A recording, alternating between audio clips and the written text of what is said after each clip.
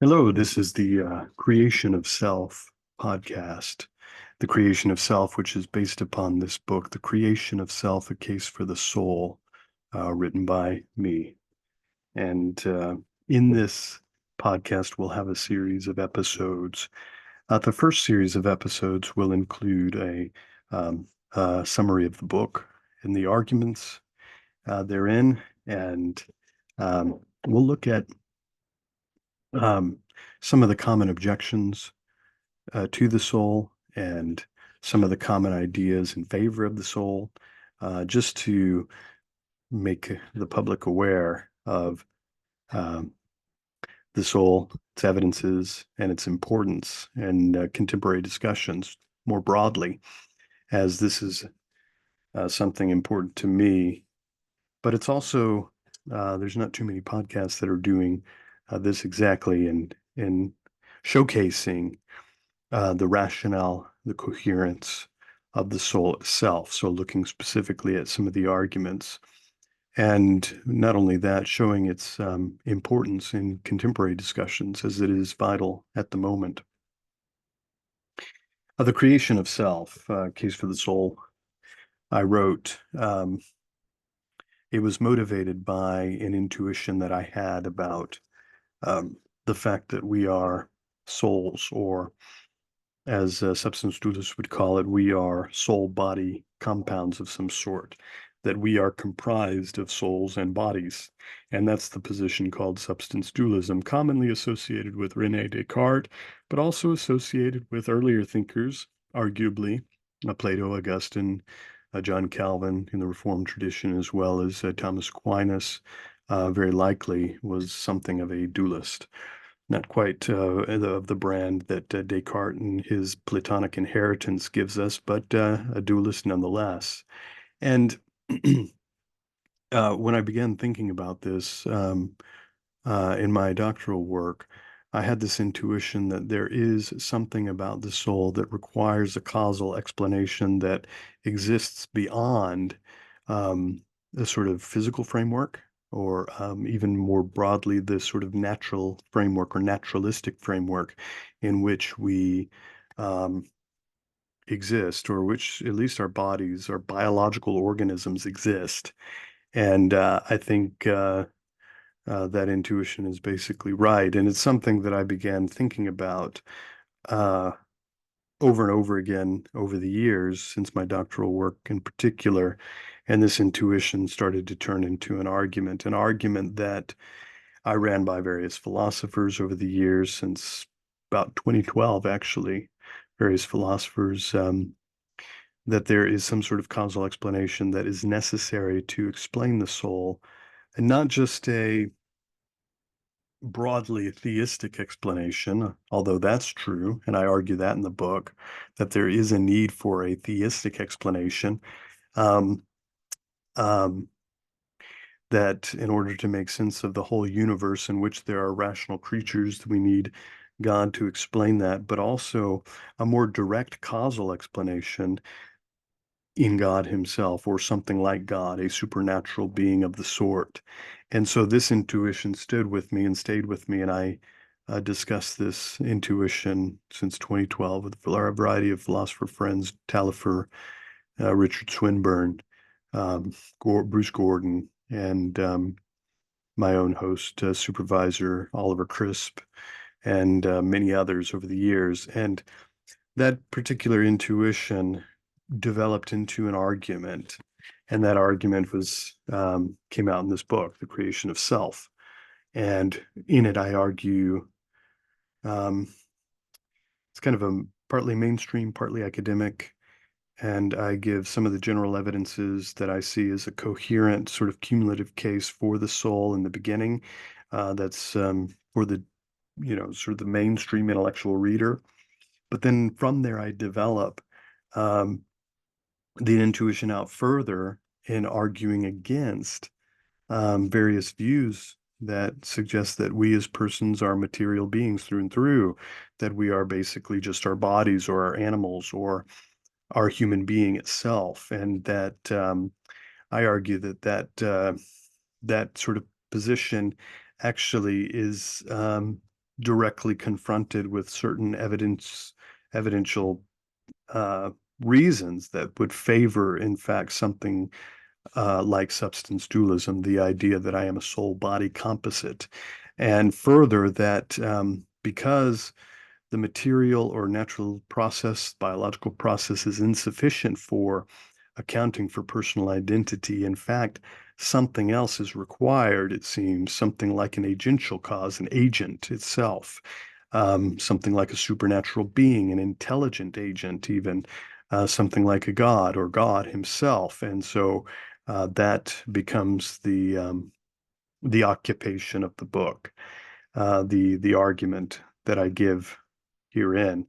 And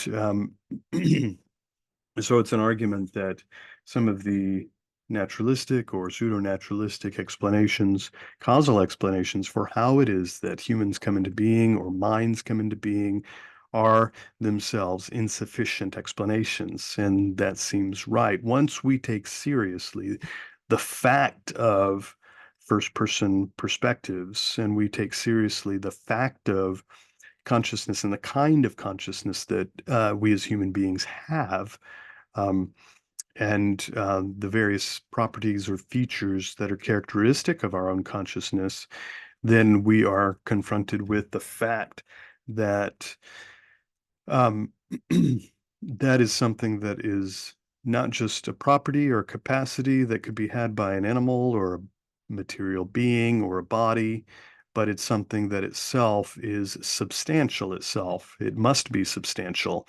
And for it to be substantial, it it well,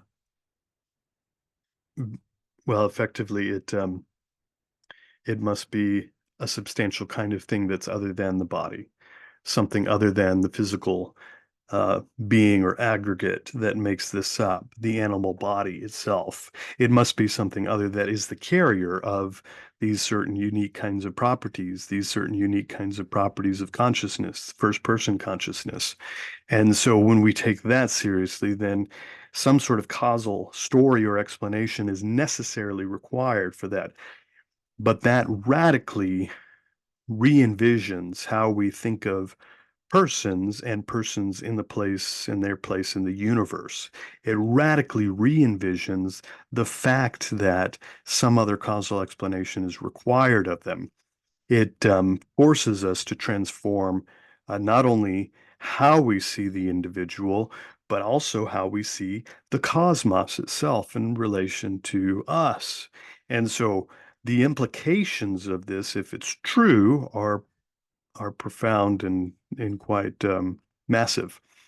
And so in this way, the creation of self is offering something of a perspective, a vision of reality itself, a reality that begins with taking seriously ourselves.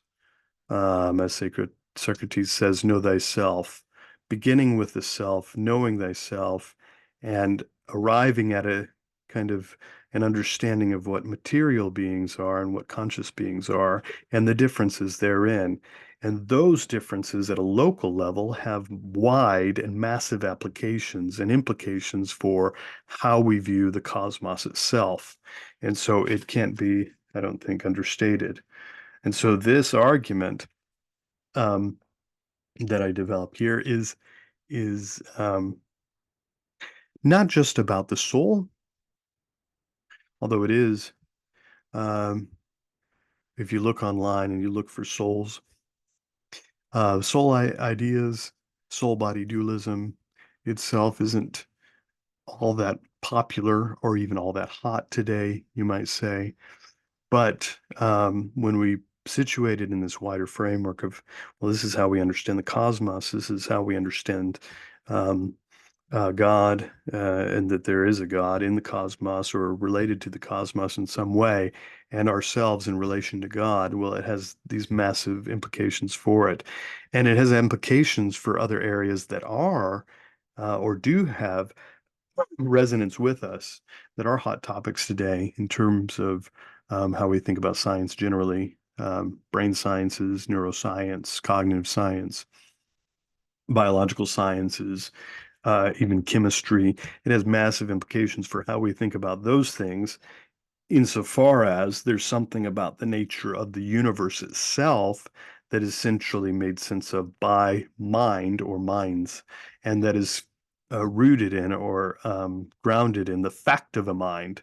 And so when we take that seriously, then um, this whole notion of the soul as being some quaint idea or antiquated idea that's not all that exciting right now. It's not all that exciting in the if you look at the Scientific American, ironically, you won't see anybody defending this. As far as I haven't found any. And certainly, if you do find somebody defending this sort of view, this idea, they wouldn't be doing so as also defending God or defending a theistic view, because it's out of place, it's out of court, so it's not acceptable in their eyes. But it holds a viable place in the history of intellectual thought and in recent discussions in contemporary philosophy as we look again fresh at neuroscience itself. It forces us down this line in this direction. It forces us to go there. We are confronted with these realities that are hard to um, ignore altogether, as it often is, and to treat the soul as kind of this idea that's not all that exciting, or it's rather boring. But when we realize this, we realize no, it's just not the case. The case is, the fact is that um, it it completely kind of revolutionizes kind of the paradigm in which we are working with when we think about the world, reality, universe itself, and our place in it altogether in a way that disrupts what are the common narratives in science, or at least popular science, where this idea is almost completely ignored. So stay with me, come back, and we'll talk about the creation of self further.